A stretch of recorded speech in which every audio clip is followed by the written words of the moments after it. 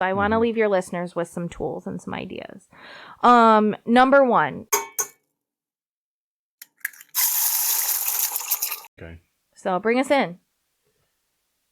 Welcome to Sunny Side Up Podcast. I am your host, David. And again, we have...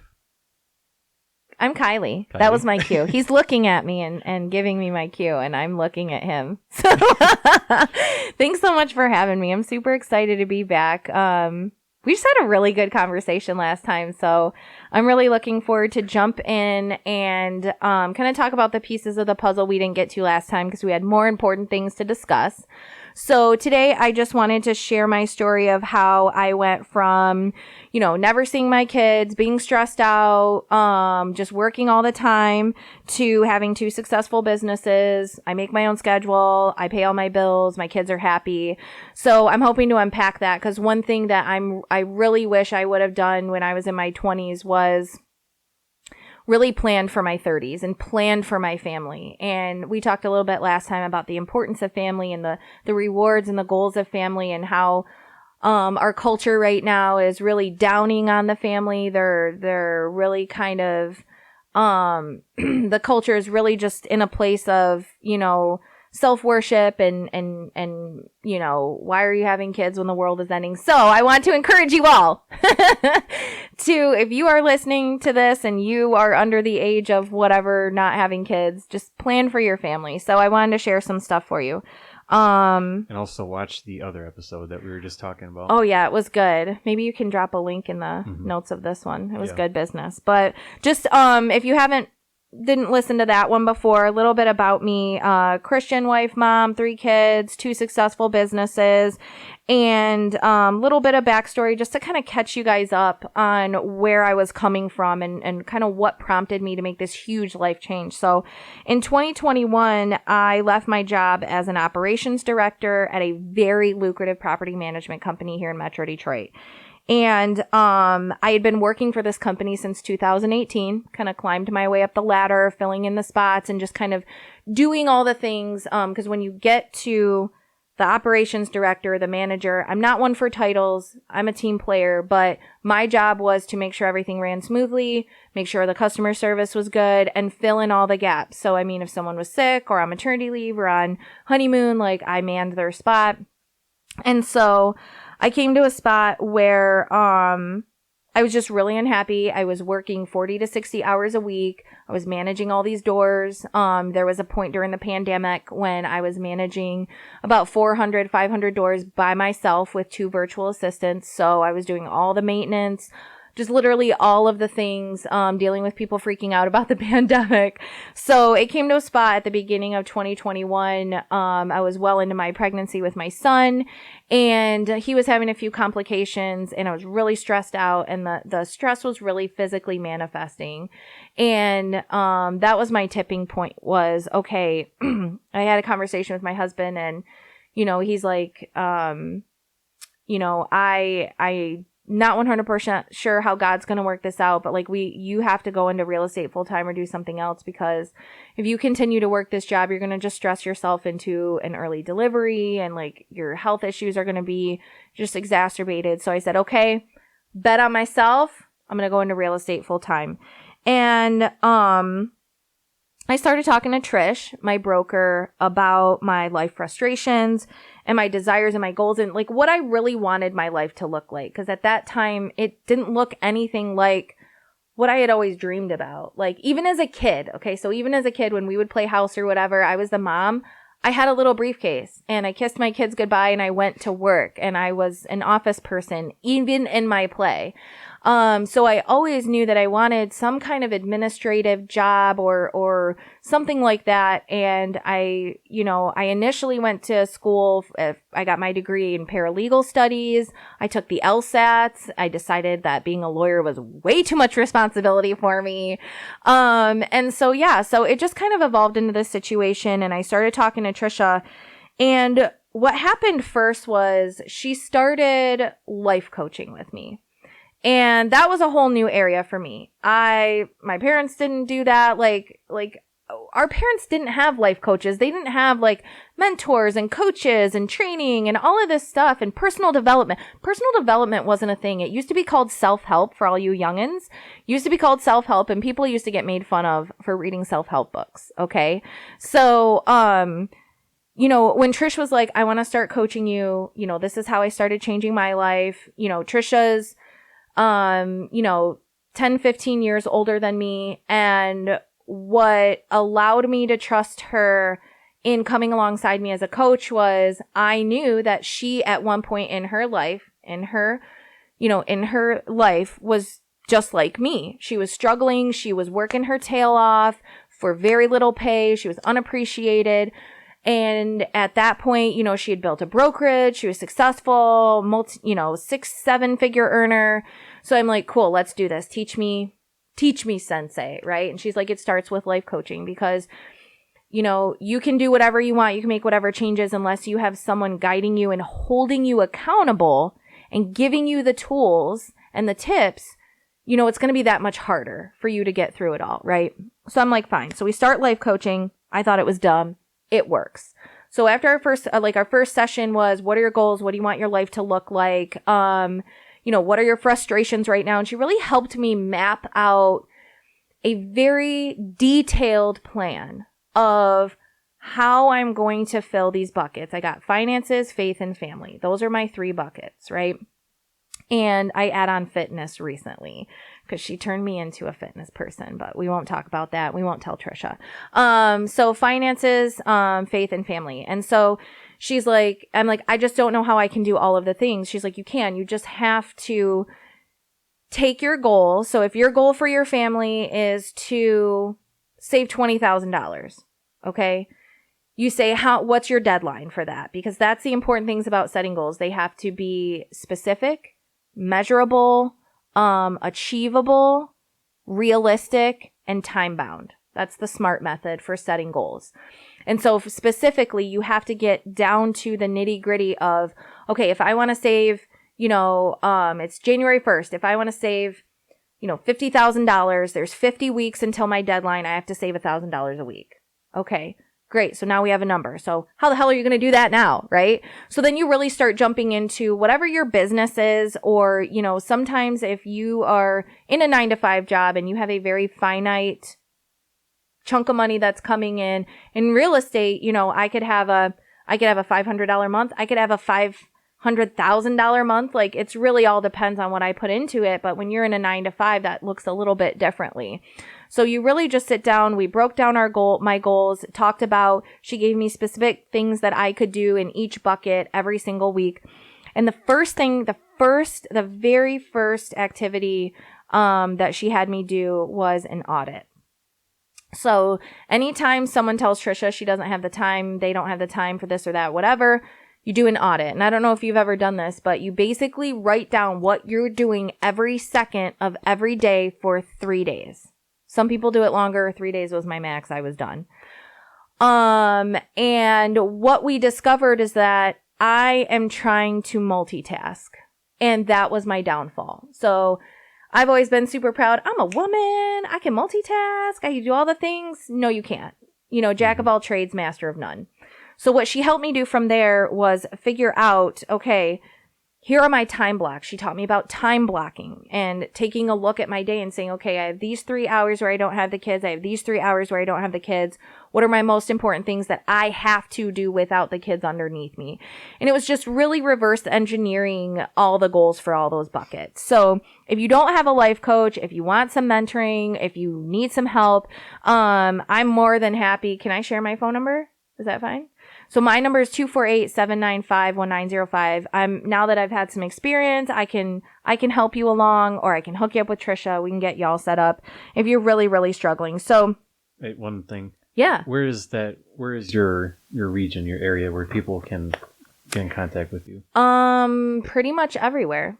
So everything that Trisha and I mentor people on, it's everywhere. We're physically located in Michigan, in Southeast Michigan, but I know she's got coaching clients from all across the nation. It's, just all about like Zooming and connecting and making sure. We obviously really prefer to do stuff in person. because that's when you really get the focus and you really get to read the person's body language and their facial expressions as you're telling them that they're putting their life down the drain and it's all their fault. But yeah, if you need any help with like planning, goal setting, accountability, like that is my passion project. I love helping people get from that state of life where I was, that rut, I call it, and helping them just build a life that they love so that they can leave a legacy for those behind them, whether it's kids or family or friends or community. It's really important for people to have this structure, and that's one thing Trisha taught me, is that my life was chaotic. It was unstructured. We didn't have rules at our house outside of the normal stuff, that your parents yell at you when you're coloring on the wall. Or, keep the water in the bathtub so my bathroom doesn't turn into a scene from the Old Testament, like normal rules. So she helped me out with that. And if you're looking for, if it's not me or Trisha, if you're looking for someone, the best advice I can give is find someone who is now where you want to be and ask them to mentor you. Even if they don't want to mentor you, some people are going to want money, it is what it is. But ask them for help, ask them for advice, ask them what tools do they use. Because all of that stuff, success leaves clues, right? Have you heard that before? Mm-hmm. So success leaves clues. So if this person has a strategy and a process and tools, I'm willing to bet that if you implement that strategy, process, and use those tools, you're going to be successful too. And the other thing is patience. You need to give yourself grace and you need to have patience. You have to let it work. You have to show up daily. And this, I will raise my hand. I am terrible with consistency. I'm not a disciplined person, but that is why I really appreciate having Trisha and having my husband and having other people in my life who can check in and be like, hey, did you drink your 128 ounces of water today? I'm like, crap, it's 11:30 p.m. Looks like I'm chugging 24 ounces. And I did that last year. There was a day where I had to drink 128 ounces. It got to it was like 11:15 and I had to chug 32 ounces of water. And it was horrible. But again, you're going to pick your hard, right? Everything in life is hard. Waking up and going to work is hard. Staying in bed and being broke is hard. You pick your hard. Just pick one. But being able to see all these tasks, having it broken down into manageable chunks, made it less overwhelming and easier to conquer. Mm-hmm. So that's my advice about that. So I took everything I had learned in the property management company that I had, run and grown, and I use it now with my investors. So I started building my real estate career around obviously helping, first time home buyers, people rent properties. I work with everybody. If you need real estate help, I will help you. But I really started connecting with a lot of investors because I do have this property management background that is so valuable. And a lot of them, are overseas, are out of state, and they want to come in and they want to invest in the resurgence in Detroit, the reemergence of Detroit as a leader, as, this beautiful city that it once was, and Pontiac too. And we're seeing Brighton growing, so I've got these investors who all need help. And so what I bring for them is a process that I go through with all of them, which is sitting down with them, kind of like what I learned from Trisha, helping them flesh out their goals for investment, connecting them with lenders who can help them finance the purchase if they're not purchasing cash. So whether they're purchasing their first home or their 500th home, I've created kind of a one-stop shop for all of my clients. And then I'm their personal shopper too. So especially for the ones who are out of state overseas, they need virtual tours. They need someone who knows the neighborhoods, who knows the areas so that they can make a sound investment. I've had so many clients come to me wanting to sell their houses that they just bought, that they picked up in Detroit for $29,000 because they didn't realize it was on this side of Detroit and on that side of Detroit. And Detroit is still we're coming back. We're bringing back that pride, that city pride. And I love what Trey Little is doing. Have you seen what he's doing? I've heard the name. So Trey Little, he works with like Big Sean a lot. He's a rapper. We had him on the Elite Life podcast, and what he's doing, his thing is by the block. So he's coming into these rundown neighborhoods, these neighborhoods where people are just trying to raise their families and, you know, live a life. And he's reviving those neighborhoods by buying the houses, fixing them up, making sure they're either rented or sold to people who need them, who can not always afford them, but you know, he's really making a big impact in the community. And so I love bringing my investors in to help with that as well. So I'm their boots on the ground, and then I do all the research for them. You know, I run sale comps to make sure that the listing price they want to offer is a good one. It's fair. As well as rental. So if they plan on turning it into a rental, I run the comps and let them know what they can expect for rent. And I have all the paperwork for that too. I mean, they literally have to do nothing. I've got all the leases. I've got all of the things ready to go so that they don't have to think about it. Because one thing I've learned about these investors is most of them have other jobs. They have families, or they're retired, or they're taking care of, you know, they're retired and they just want to be on the boat in Florida, or they're taking care of a sick loved one, you know, and they just don't have the time or the energy to put into all of the effort that needs to go into making just one investment purchase. So I kind of take that burden off of their shoulders. And then, you know, obviously I get them to the closing table, do the negotiations and all the things. And then we talk about property management. So if they're going to self-manage, I can teach them how to do that and give them tools so that they don't lose their ever-loving minds while self-managing, or I will manage for them, or I'll hook them up with a property manager if I'm not a good fit. So I literally have created a one-stop shop, and it all started with life coaching with Trisha, having her help me understand that starting a business, I mean, setting up an LLC. I'm sure that everybody from the ages of like 20 to, you know, 35, you know, if you've never delved into that, it sounds like a daunting task, right? Well, how do I set up an LLC? You literally go on the internet and fill out a form and pay $25. Boom, now you have an LLC. And so, that is what really, you know, Trisha really helped dig in with me is, here's your goals. How do you get there? What are you offering your clients so you can grow and scale your business? And that's really how we've just made it happen. So just connecting with investors, making sure they're happy, making sure they're taken care of. And it's just really been a really awesome ride so far.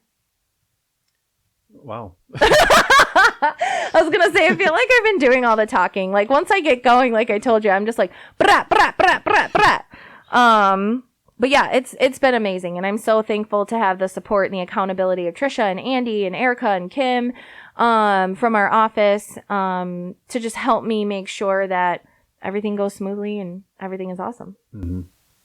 What was the transition like from property management to your own practice now? It was very freeing. So it was super scary and very uncomfortable. But honestly, if you think about it, when we come up to something scary, what's making us scared, the chemical running through your body is adrenaline, which is the same chemical that runs through your body when you're excited. Mm-hmm. So again, it's all about perspective. You are not actually scared about this thing. You're just excited. I looked at it like that. Trisha had to teach me that. And things were probably scary. They were scary because, you know, I had these kids, and you know, Ryan was working odd jobs because he was in the auto manufacturing industry. And so when COVID happened, he got laid off, and, you know, it was just this really crazy shift. But the thing that made it less scary is having a positive perspective, a realistic grounding, and having my goals and my tasks laid out, and knowing that if I come in every day and I bang out these things, it's going to happen. It's going to be fine. My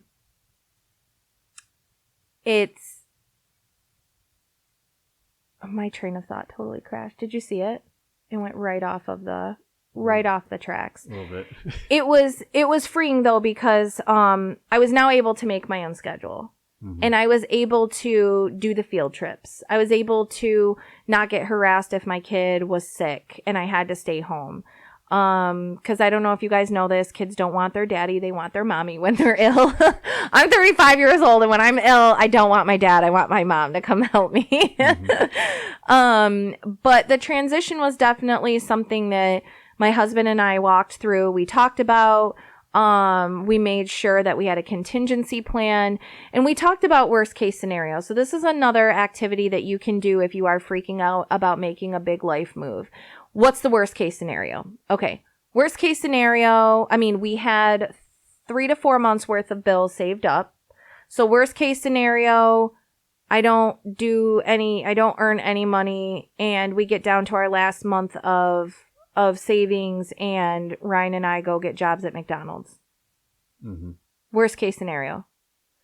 So when you walk through that worst case scenario, regardless of what you're trying to map out, like, you honestly want to think of the very worst thing that could happen. Nobody was going to die if I failed. Nobody was going to be homeless if I failed. Luckily, God sent me an amazing man who can go and get a job anywhere because he's super hireable, and me too. I have skills. Mm-hmm. So nobody was going to die. Nobody was going to go hungry. Nobody was going to be homeless. You know, and when you have that perspective check, it's freeing. So I was free to go and try my hand at starting my own business and running my own business and being successful without the fear of that weight of failure. Because I already walked through with Ryan, what's the worst thing that's going to happen? You fail. Well, what happens if you fail? Well, we just go get a job somewhere else. Mm-hmm. Boom. Done. So whatever you're afraid of, and this isn't just like, you know, job wise, professional, it's personal too. You know, if you're in a relationship and you're feeling like you want to leave, but you're not sure, you know, you're scared. What's the worst thing that's going to happen? You know what I'm saying? Walk yourself down that path, because really the only thing that we ever really get afraid of is the unknown. If you think about it, mm-hmm. People are afraid of death because it's the unknown. People are afraid of doing things they've never done before because it's the unknown. And so when you walk through this activity, you are clearing away the fog so that there is no unknown. You know what's going to happen. Okay, well, if Kylee fails, we're going to go get jobs at McDonald's or find something else. Boom. Now we're not afraid anymore because we know what's going to happen. Mm-hmm. That's a good way to think about it. Because, I mean, like you were saying with the adrenaline, it is the same chemical in your body. So it's mm-hmm. just how you look at it. It's all about perspective. You know? I mean, of course, no great entrepreneur ever just had an easy skip through life. Not even close. Always have to take chances. All the great stories, all the people I follow. I love Andy Frisella. He talks about like the first 10 to 15 years in his business. And he references like the first 5 to 8 years as the piss stain mattress phase. And it is that phase of your business. And he was doing something that was harder than I was even trying to do. He had brick and mortar. He had an actual store selling supplements. Like, that was his gig. Which he still does now with like First Form, but he's branched out and has all these other things. But, you know, he's like, you just have to go through it. And he's like, there were so many points where he looked at his partner and he was like, do we quit? You know, do we cut our losses? You know, and,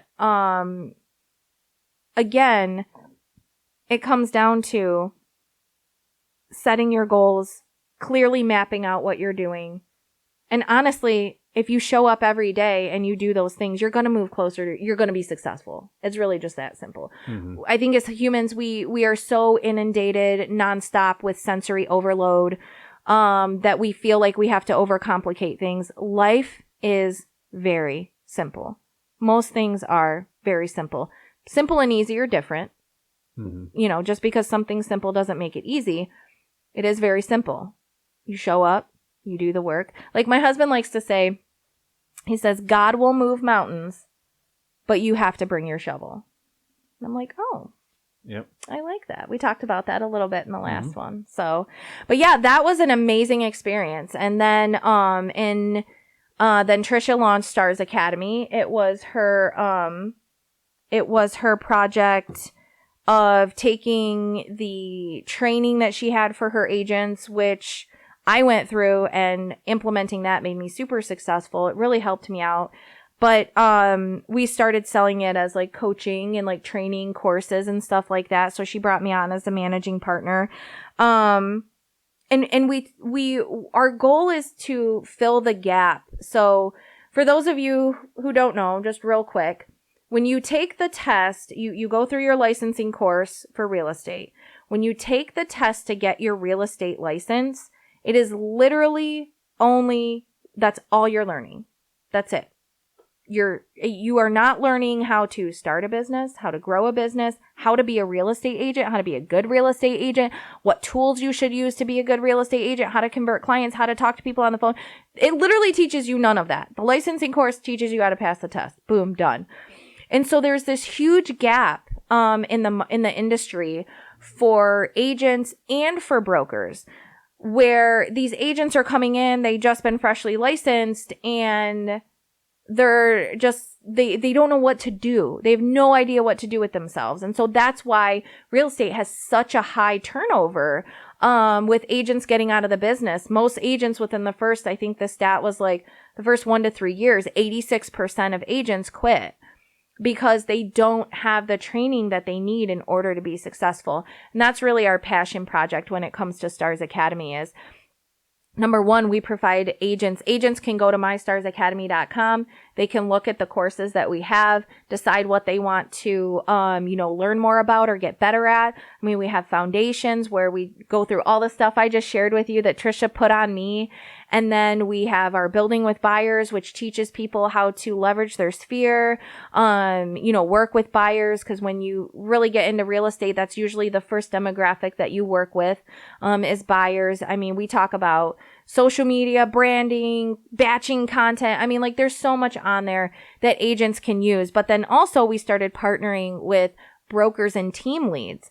And so what that looks like is brokers and team leads use our program to train their agents, make sure their agents aren't just getting any old training. They are getting detailed, foundational, proven training on how to do the job successfully. And then that for the broker and team lead frees up their time to do more recruiting, work with their own clients, do more one-on-one with those new agents as they grow their business. So it's been really amazing just launching that project and just watching it grow and just seeing how many agents we've helped, take their career to the next level. It just like blesses my socks off. It does. How do you network and finding contractors or whoever you need to get in contact with? Like, how do you go about doing that? You mean, so like for my clients, like and hooking them up with people. So, over the course of my, property management career, I built myself a little black book. Because right now what we're seeing is, we are seeing an immense amount of people who are engaging this contractor or that contractor, giving them a deposit and never seeing them again. And so I wanted to make sure that my clients had reliable people that we could engage, that were going to not only do the job, they were going to do it correctly. There's no half stepping it with my vendors. My husband and his friend Phil, shout out Phil, and Ryan. So, they started a maintenance company actually during the pandemic. Because when I was doing the property management, all my contractors wanted to sit at home and collect their unemployment. And because Phil and Ryan are very honorable men, they were not interested in that. And so, I fed them jobs from the property management company because I needed people to go do this stuff. Like the government shut the whole world down, but we were still getting citations for tenants not cutting their grass. And we still had emergency, sewage backups, and we still had furnaces going out in the winter. So we still needed people to go do that. And it was really, really hard to find people because they were sitting at home collecting unemployment because that's the easiest thing to do. So Ryan and Phil have their own business. It's called DB Industrial Services. So they do work for my investors. They also work with a lot of commercial properties, doing term cleaning, getting the windows, doing the floors, bathrooms, and stuff like that. But then I also have a lot of the vendors that I met while I was doing property management, and I really value them. I want to send them business. They send me business. So really what it comes down to is, number one, finding those people that you can like and trust. And number two, continuing to work together. So like I said, when my aunt is like, hey, I need a new furnace. Oh, you're going to call Quentin with Proficient Heating and Cooling, because I know Quentin will come. He will do a good job. He will not charge you an arm and a leg and your firstborn child and all of your retirement. It's really about making those connections, and trusting those people and kind of becoming friends with them and just continuing to work together. But just a few quick tips. I've had some people ask me, how do you balance all of this stuff? So I want to leave your listeners with some tools and some ideas. Number one, as a control freak, I do not like asking for help. My husband's number one complaint is like, well, daggone, I was gone for 2 hours. You moved all the furniture in the house. If you would have waited till I got home, I'd have helped you. And I'm like, I don't want your help. It's fine. So I'm a control freak. I like to be in control. And so, one thing that I do is I meal plan. I meal plan for the whole week, especially since I'm going to be starting 75 hard. I have to follow a food plan. My kids are not interested in the tuna fish food plan that I'm going to be eating. Really? Yeah, no, my kids are straight, give me chicken nuggets and mac. They will eat chicken nuggets and mac every bloody day. I've never in my life, they have never turned down nuggets and mac. And I will tell you, 3 days this week, they ate 3 days in a row. For some meal or other, they were eating chicken nuggets and macaroni, because that's just how our life shook out. And that's what the babysitter had. It's fine. So you want to meal plan. You sit down. I have a little planner that I can share a downloadable if you want to leave a link there. It's a little plan, Monday, Tuesday, Wednesday, Thursday, Friday, Saturday, Sunday, and it breaks down, what I'm going to eat for breakfast, lunch, dinner, and snacks. I don't always eat it. A lot of times I follow the 21-day fix Beachbody plan, because it's just the easiest. It's all about portioning. And that's where my downfall is I can eat healthy food all day, but I want to eat all of the healthy food all day. I will eat 2 apples and 12 spoonfuls of all natural almond butter and stuff like that. So you want a meal plan, and there's a couple reasons why. Number one, it's all done. There's no guesswork. So on Tuesday, when life is crazy, and your husband worked late or you worked late and the kids have to be there or here at wherever, it's all done. It takes all the guesswork out of it, which reduces your stress level. And that's a good thing. It saves you money, because when you do your meal plan, you put your grocery list on the back, boom, done. You do a Kroger pickup, because then you're not in the store doing impulse buys. You're not passing the little Debbie cakes on the end capsule and just knocking those haphazardly in. Cause I do that too. And so it saves you money. It saves you stress. It reduces your impulse buying, and it keeps you on track with your food goals. And when you are trying to be healthier, your diet is 80% of it. It truly, it's the 80-20. It's 20% working out, 80% what you're putting in your body. So then I do food prep. So I set aside, usually it's 3 to 4 hours, either on Saturday or Sunday. It's less if I can get the people who live with me to help me out. But I will food prep things. I will put things in baggies for kids' lunches, my lunches, Ryan's lunches, and I do that twice a week. So usually Saturday or Sunday, and then like Wednesday afternoon, I'll do it as well. And I will prepare fajitas. So for example, I'll cook the chicken and I'll cook the veggies, and I'll put them in a freezer bag, and I'll put them in the freezer. I'll prep chili. That's easy to freeze. I'll prep my spaghetti sauce. That's easy to freeze. So I prep this food and I freeze it or throw it in the fridge. So that way it's all done. And that makes dinner quick and easy. So regardless of whether I'm putting it together and feeding the kids, or Ryan is, or a babysitter is, it's all right there. Like nobody has to do anything. And then the other thing that I do that is super unpopular, I use disposable dishes. So, listen, I love the earth. We're supposed to be good stewards, 100%. I do purchase paper plates, and I do have plastic silverware. We don't use them every day, but there are definitely days, especially when I have my godson Braxton, there are days when I have lots of kids, and if you guys don't have kids, they use all the dishes. They use all of the dishes. And so it's very easy for me to pull a solo cup, write their name on it. This is your cup for the day. Here's your paper plate that you can just fold up and throw in the garbage. And that saves me time on cleanup and all of that stuff too. So super unpopular, but definitely something you should think about. And then, the other thing I use is a planner. Trisha just gave me a new one, which I'm super nerding out and super excited to explore. I'm so excited. Get yourself a planner. Every 6 weeks, I will switch what planner I'm using because I'm a squirrel. So I started out using the 10X planner. Well, now those went from $20 to $35. So we're not using that one anymore. Mm-hmm. I loved the format in that one. It was amazing. Trisha uses her big ass calendar. She literally has a calendar the size of this whale. It's like half of a wall. But whatever method you're using, get yourself something where you can write stuff down and carry it with you, or use Google Calendar. I live and die by my Google Calendar. I love my Google Calendar. I put all the things on my Google Calendar. I love that I can color code it. So like my stuff is blue, Ryan's stuff is dark blue, the kids are purple, mandatory stuff that can't be moved is red, and at the end of the day, I sit down and I mark everything that I got done green, and like I just have a whole system, and that helps me say, okay, where am I at with my goals? I'm tracking all of these things. Okay, well, I hit this goal. I didn't hit this goal. Why not? Oh, because you didn't do these things on the calendar. So, it makes it very easy to keep track of everything that you need to do. Planner, Google Calendar. I love Google Tasks as well. I just set up for the entire 75 days, my morning and my evening routine to make sure that I don't miss any of my activities. And I really want to start getting into a much healthier morning routine and nighttime routine.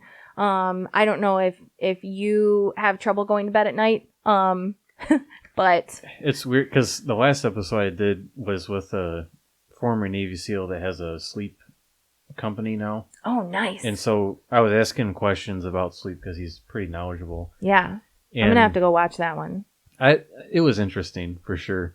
But I was asking, so how come I'll be sleepy all day long, but then when it's time to go to bed, I'm like wide awake? Mm-hmm. And he was saying, well, it's one of two things, but probably in my case is because during the day you're distracted by the stuff you have to do. But then when you're ready to go to bed, you have time to think about yourself. And it's like, oh, I got to get this done. Oh, I got to get that done. Boy, I should really stop doing this bad behavior.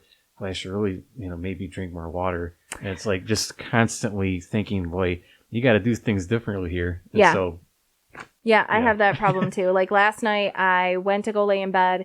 And when I don't beat Ryan into the bed, I cannot get to sleep because he's a snorer.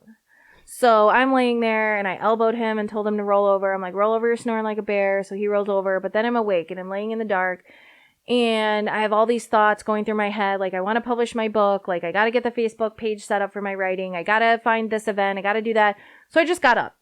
I was like, I'm just up now. And I was up till 1:30 editing my book. And I've learned that, if I can't go to sleep, my worst last ditch effort is taking some melatonin. I'm not a fan of that, but I try to read.